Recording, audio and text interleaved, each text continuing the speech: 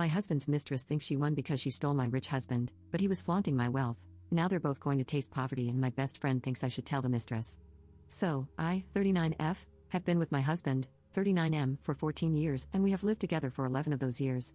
Even though I said husband, we're not legally husband and wife on paper, as we are not legally married. Anyway, he came and told me that he was in love with someone significantly younger than us, 29F, 3 weeks ago. I was surprised at the lack of interest I had in receiving such information. I did love him, but maybe my love has always been conditional, and its survival depends on it being reciprocated, because it literally vanished the second he confessed to me that he was in love with another woman. He didn't want a separation, but maybe to open the relationship or let his feelings for her subside. At that, I said it was over. It was as if I had never had feelings for him at all. He was taken aback by my indifference, which I thought, the freaking audacity. Did he want me to be hurt and suffer? I told him that he should be relieved that he didn't cause pain. Instead, he has been sulking since. Last Friday, when I got home, the mistress was there, sitting in my kitchen, sipping my tea. I felt nauseous because, seriously? I told them that this wasn't civil at all and to never be in my home again, or I would call the cops. I went to my room, and I heard her yelling at him for not standing up for her. Then I heard her say something very curious: "Why haven't you kicked her out yet?" He was trying to tell her to lower her voice, whispering, "Later, we can discuss this later." She left, and he came to me apologizing. He said, "We didn't smash here if this is what you are scared of. She just dropped by because I was working from home today." I told him that he had until the end of March to move out and to find somewhere to be during the weekends. This morning, I changed all the locks. From now on, he isn't allowed in my place during my working hours. So, if he starts later or finishes earlier, he needs to wait for me to come home and let him in. But his mistress's words stuck with me. So, during the weekend, I have been stalking her social media. I think she believes that he is rich, or at least that he owns my apartment. I think she also believes that my parents' summer house and boat are his. Unfortunately, the loser has taken her there, probably bragging about his wealth because her hashtags were all about the good life. I was telling my best friend, 39F, all of this, but she was more agitated than indignant on my behalf. She told me that he was scum for not telling the mistress the truth, and I was in agreement, but then she said I was no better for not explaining his situation to her either. I was dumbfounded, but she was serious.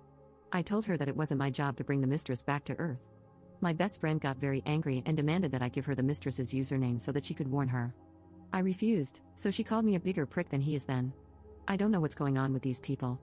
Have they gone mad, or have I? When did our moral compass go askew like this? Can someone tell me that I am not insane? Update 1. I did it. I stood up to my former best friend via text, and I confronted her about her non-existent support when I went to her with my woes. I told her that she concentrated on the wrong issue. She should have been my shoulder to cry on. She should have shown up with wine, ice cream, and a shovel, but instead, she called me a bigger jerk than my husband. She tried to gaslight me, and I realized that she's always been good at gaslighting, so I interrupted her before she could make me out to be the villain. I asked her bluntly, "Was your husband married when you started sleeping together? You told us that he was married before. We all knew that, but we were under the impression that he was married and divorced before you two met. Was he still married? Is that why you related to the mistress and felt sympathy for her? Because you were her?" She didn't answer me until the next day, calling me a bitter and jealous bleep. This was the last one-on-one interaction with her I have decided. She's been my friend since preschool, but now we need to go our separate ways, not only to save us from future hurt, but also to save our memories together from pain. I talked to my husband too and asked him not to make the separation difficult and bitter, so it doesn't ruin all the happiness we felt being together. We cannot look back on a third of our lives with resentment.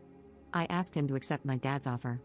For context, he offered to help him find a lease on an apartment and pay half a year's rent if he moved out without giving me problems. When I got home, he and his clothes were gone. He left an apology letter saying that he will always love me and never meant to hurt me. So, I have finally been able to cry my eyes out, and it felt so good. I have been crying ever since I got home. I lost 2 of my closest people, but this is what happens when we face hardships. We see people's true faces. I don't know if anything major will happen to prompt more updates, but it is time for me to move on. Edit. Do not be mistaken, I'm not helping him out of kindness. I can't just kick the man out without a fight or a bribe. If I had started eviction proceedings, I would need at least 6 months to do so, and I didn't want him in my life for this long. Housing is very scarce, and securing a primary lease is almost impossible. My dad has connections with landlords, so he agreed to help him move out. He is living with his parents now until he gets his own place, and I am happy it didn't get more complicated. This was what my lawyer advised me to do because taking the eviction route would have dragged it out for months.